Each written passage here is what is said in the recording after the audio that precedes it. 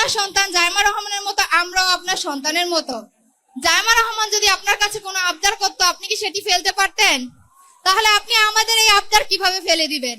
আমাদের আবদার কি আপনি পূরণ করবেন না? ইলিশের বাড়ি চাঁদপুরে আপনাকে স্বাগতম। আমি বিগত 3 বছর ধরে চাঁদপুর সরকারি কলেজে পড়াশোনা করছি, কিন্তু বহু বছর ধরে চাঁদপুর সরকারি কলেজে অবকাঠামোগত কোনো উন্নয়ন দেখছি না। আমরা বর্তমানে চাঁদপুর সরকারি কলেজে প্রায় 17,000 শিক্ষার্থী আছি, কিন্তু সে তুলনায় জায়গা অনেক কম। আমাদের কলেজের পাশে কলেজের মালিকানাধীন একটি ভূমি রয়েছে, যেটি ব্যবহার করে আরেকটি ক্যাম্পাস করলে আমরা চাঁদপুর জেলার মানুষ এবং চাঁদপুর শহরের শিক্ষার্থীরা খুবই উপকৃত হব। এতে করে চাঁদপুর জেলার শিক্ষার মান উন্নয়ন হবে। মাননীয় প্রধানমন্ত্রী, আমরা আপনার কাছে আশাবাদী যে আপনি মঞ্চে থাকা অবস্থায় কলেজের ওই ভূমি ব্যবহার করে আরেকটি ক্যাম্পাস করার ঘোষণা দিয়ে যাবেন। এটি করলে আমরা আপনার কাছে চিরকৃতজ্ঞ থাকব। মাননীয় প্রধানমন্ত্রী, আপনার কন্যা সন্তান জাইমা রহমানের মতো আমরাও আপনার সন্তানের মতো।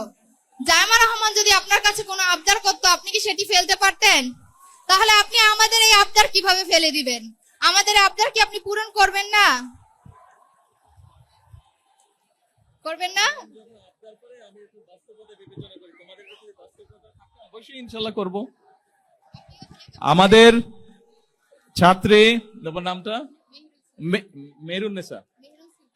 মেহরুন সুলতানা ওর কলেজের ব্যাপারে একটি কথা বলেছে। ও আমাকে বলেছে আমার সন্তানের মতো নয়, এবং আমার সন্তান যদি কোনো আবদার করতো আমি রাখতাম কিনা। আমার সন্তান যদি কোনো আবদার করতো, সেটার যদি বাস্তবতা থাকতো বা বাস্তবতা থাকে, অবশ্যই আমি সেটা রাখবো। ও যেই আবদারটা করেছে,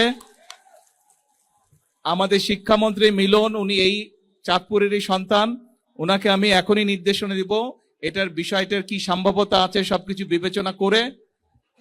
হ্যাঁ, কি ঠিক আছে? শুনেছেন? শুনেন নাই? আচ্ছা ঠিক আছে, তুমি তোমার কলেজের পক্ষ থেকে একটা দরখাস্ত দাও আমার কাছে।